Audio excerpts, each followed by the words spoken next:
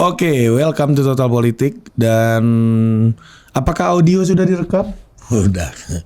Kalau nggak direkam, gue ngulang lagi ngoceh-ngoceh. Dan belum tentu sama yang keluar. Karena ocehan gue terkadang tidak teratur dan tidak tertata keluarnya gitu. Jadi suka-suka gue aja. Nah, kali ini gue mau bicara soal sesuatu yang tadinya itu muncul di podcast gue sama Hasan Nasbi. Gue sama Budi waktu itu wawancara sama Hasan Nasbi soal partai koalisi, 3 partai koalisi Indonesia Bersatu katanya, yang mana di situ ada Golkar, ada P3, ada PAN juga. Dan di dalam diskusi tersebut itu ada sebuah terminologi yang menarik, yaitu pertarungan antara rezim survei dan rezim tiket.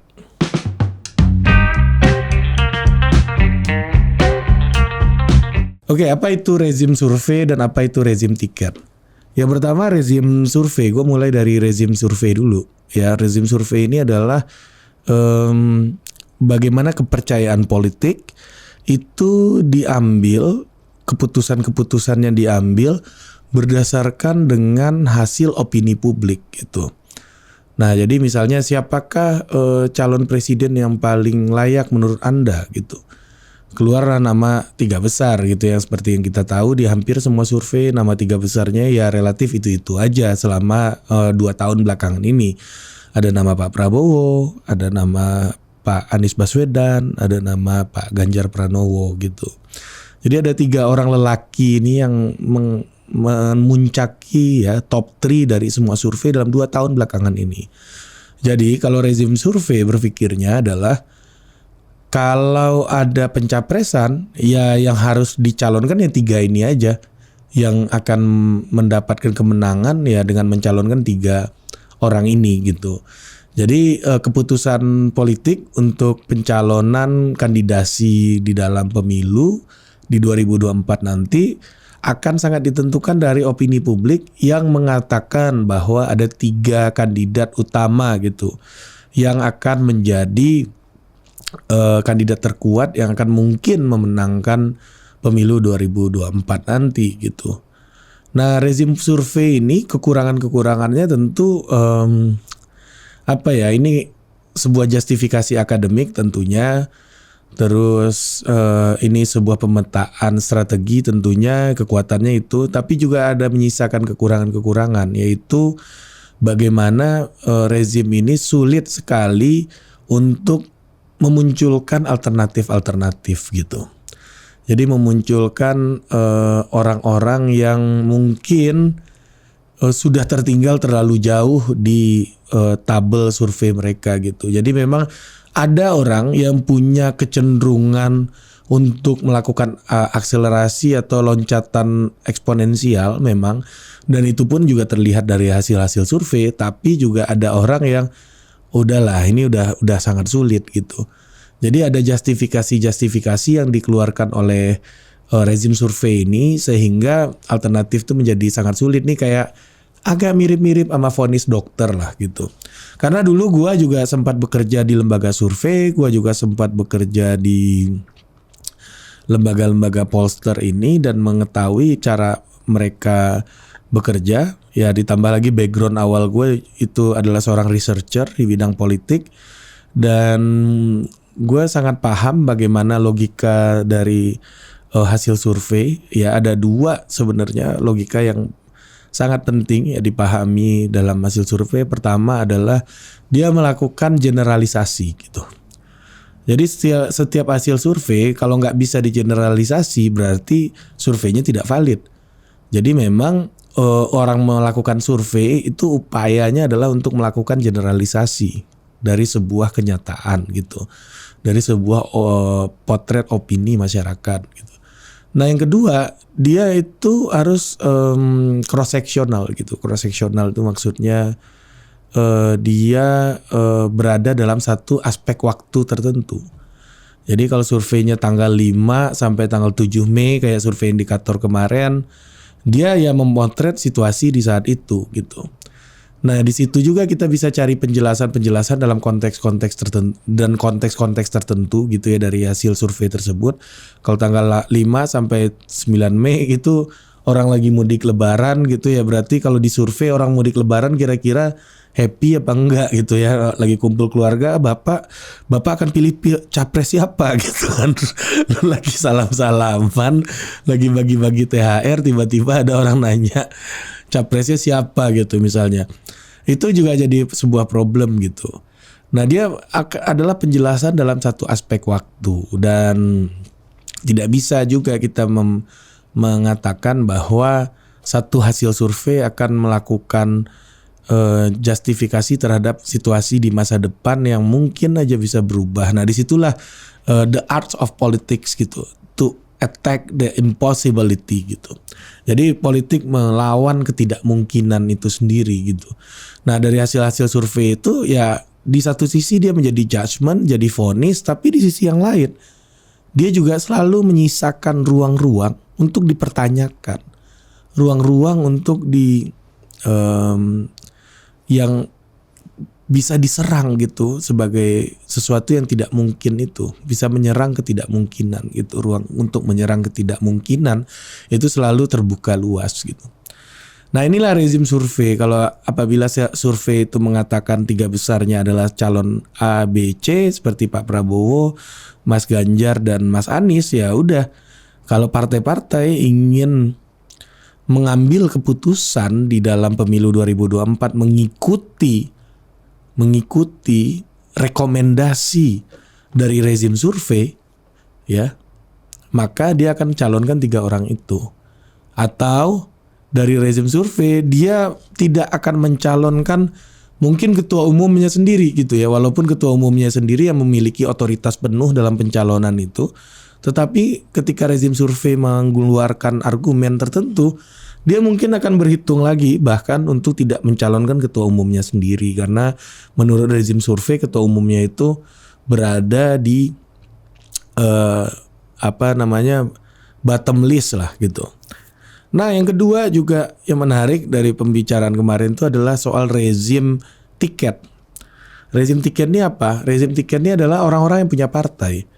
Karena cuma orang-orang yang punya partai lah ya yang bisa menjadikan orang lain sebagai capres. Kalau lu nggak punya partai, lu nggak mungkin jadi capres. Gitu. Jadi kalau lu nggak diberikan legitimasi, diberikan kekuatan formal oleh orang-orang punya partai, lu nggak akan mungkin jadi capres. Nah, muncullah orang-orang yang mungkin elektabilitasnya secara survei itu nggak tinggi-tinggi banget atau nggak ada dalam skema opini publik gitu ya. Tetapi dia punya kekuatan dalam skema-skema politik gitu. Dia adalah orang-orang yang mampu mendudukkan kekuatan-kekuatan elit politik untuk membangun sebuah kesepakatan bersama gitu. Nah, inilah yang disebut dengan rezim tiket tadi. Mungkin Bu Puan elektabilitasnya itu sangat kecil ya, sekitar 1%, 0,5%, 1,5 gitu, 2%. Yang mana itu sangat jauh sekali di bawah Pak Ganjar. Tapi rezim tiket melihat bahwa pencapresan itu mungkin aja lebih mungkin Bu Puan yang dapat, karena bagi rezim tiket siapa yang paling dekat proximity-nya terhadap penentu keputusan utama di dalam sebuah partai politik gitu. Jadi dalam situasi hari ini publik boleh dalam opininya mengatakan tidak percaya partai, tidak percaya kepada kandidat yang dihasilkan oleh partai. Tapi pada akhirnya ya yang bisa mencalonkan orang cuma partai, bos, gitu di Pilpres. Kita nggak punya cara independen gitu, misalnya capres independen itu nggak ada jalurnya disediakan dalam konstitusi kita, karena dalam konstitusi kita dikatakan bahwa seorang calon presiden didukung oleh partai politik atau kumpulan partai politik gitu. Nah, jadi ini ada rezim tiket dan juga ada rezim survei. Nah, apa kemungkinan yang akan terjadi gitu? Apabila semua partai politik menyadari atau bermain dalam paradigma mereka ini rezim tiket gitu, rezim survei ini bisa hilang gitu di dalam pentasan Pilpres nanti. Misalnya begini, gue kasih simulasi. ada 3 partai yang kemarin mendeklarasikan Indonesia Bersatu. Misalnya ada Golkar, P3 sama PAN gitu. Ini koalisi pemerintah nih. Nah, capresnya misalnya Pak Erlangga yang secara survei atau di dalam rezim survei dianggap tidak menjanjikan angkanya gitu. Nah, namun dia punya tiket dan bisa mencalonkan diri sebagai calon presiden. Dan kemungkinan ini akan ditangkap oleh partai lainnya gitu ya. Hal ini akan ditangkap oleh partai lainnya juga berpikir dalam rezim tiket. Maksudnya gimana? Wah, kalau Pak Erlangga yang maju, surveinya nggak tinggi-tinggi amat, surveinya biasa-biasa aja. Ya ngapain gue harus bajuin orang-orang yang top di dalam rezim survei gitu. Gue nggak perlu Pak Anies, nggak perlu Pak Prabowo, dan nggak perlu Pak Ganjar lagi. Ya udah gue taruh aja orang partai gue gitu ya, misalnya Bu Puan atau Caimin yang elektabilitasnya nggak tinggi-tinggi banget, untuk ngelawan orang yang juga nggak tinggi-tinggi banget juga elektabilitasnya gitu. Nah ini cara rezim tiket tuh berpikir nanti. Jadi mungkin aja opini publik akan dikesampingkan ketika rezim tiket ini bisa duduk bersama untuk menentukan siapa capres-capresnya nanti gitu. Nah jadi ini 2 pertarungan yang sangat luar biasa menurut gue, pertarungan antara rezim tiket dan rezim survei ini. Bisa aja orang-orang yang tadinya udah ngomong akan dukung Pak Anies di Pilpres gitu misalnya, karena kursinya nggak cukup, karena persyaratan presidensial threshold 20% tadi, ya dia nggak jadi calonin Pak Anies gitu. Nah apakah PT 20% ini menghalangi ini, menjadikan ini sebagai sesuatu yang tidak demokratis? Ya gua rasa sih nggak juga. Karena demokrasi kita ya begitu gitu. Jadi PT kita itu, PT 20% itu ya bagian dari demokrasi kita hari ini gitu. Nah ini yang menarik ya bagi gua nih, opini gua pribadi. Gua bukannya nggak seneng sama Pak Anies, Pak Ganjar, dan Pak Prabowo yang top 3 di rezim survei. Tapi dengan kemunculan rezim tiket ini, kita bisa berpikir melampaui apa yang gue bilang di awal tadi, kerangkeng yang dihasilkan oleh hasil-hasil survei tadi, yang membuat kita takut untuk membuka kemungkinan-kemungkinan baru gitu. Jadi apakah rezim tiket ini ternyata menghasilkan calon-calon yang tidak baik, tidak disukai publik gitu?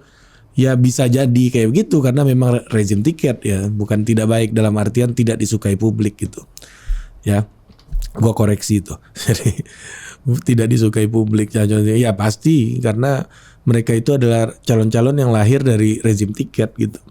Tapi apakah mereka tidak punya kapasitas? Ya itu yang harus diuji gitu.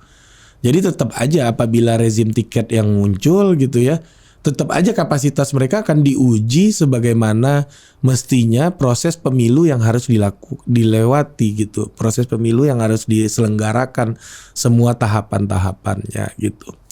Jadi menurut gua ya mau rezim survei ataupun rezim tiket, dua-duanya sama-sama menjadi barrier ya gitu. Dua-duanya sama-sama menjadi barrier bagi seorang warga negara untuk menjadi presiden di Indonesia. Ya kalau rezim tiket itu susahnya karena legitimasi elit yang ada di dalam partai tertentu dengan untuk menembus syarat 20% apalagi gitu. Dan rezim survei untuk sampai ke angka top 3 survei itu bukan hal yang mudah juga gitu. Bahkan Pak Ridwan Kamil misalnya yang masih 1 digit angkanya ya itu udah bertahun-tahun jadi pejabat gitu, udah jadi gubernur sekarang dan udah pernah jadi wali kota juga gitu, dan ternyata angkanya cuma 1 digit. Jadi untuk menjadi yang terbaik di rezim survei maupun yang terbaik di rezim tiket itu sama beratnya dua-duanya gitu, dan sama-sama challenging. Nah tetapi mau calon dari manapun dia akan diuji dengan cara yang sama gitu. Mungkin dia bisa lolos di pencapresan, tapi di dalam penyelenggaraan pemilu ujiannya akan tetap sama. Ini yang perlu diingat. Bukan berarti seorang di calon tiket gitu ya, di rezim tiket nanti tidak harus berpikir untuk mendapatkan simpati publik dan tidak harus berpikir tentang survei gitu. Nah begitupun juga rezim survei hari ini. Ya, orang-orang yang memikirkan survei ini juga nanti cepat atau lambat dia harus segera meyakinkan partai-partai, elit-elit partai ini untuk mendukung dia sebanyak 20% kursi di parlemen atau 25% suara suara mutlak gitu. Nah, yang menjadi positifnya adalah pertarungan demokrasi kita menjadi semakin advance. Ini hal yang menarik menurut gua dan ini hal yang perlu disyukuri gitu. Ya, ada dinamika seperti ini dan orang akan kembali mencoba untuk belajar lebih banyak gitu ya. Sepenting apa dan sesignifikan apa membangun demokrasi lewat partai politik gitu.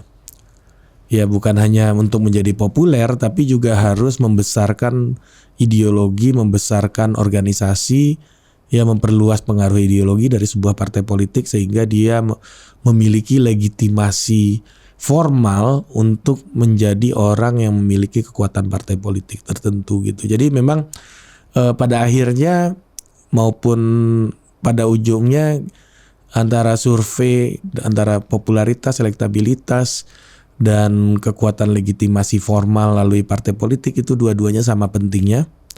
Ya, orang tidak bisa menganggap opini publik itu adalah segalanya, tapi juga tidak bisa juga menganggap opini elit itu juga segalanya gitu dia. Jadi dua-duanya ini adalah sebuah kekuatan yang harus saling melengkapi terus-menerus gitu.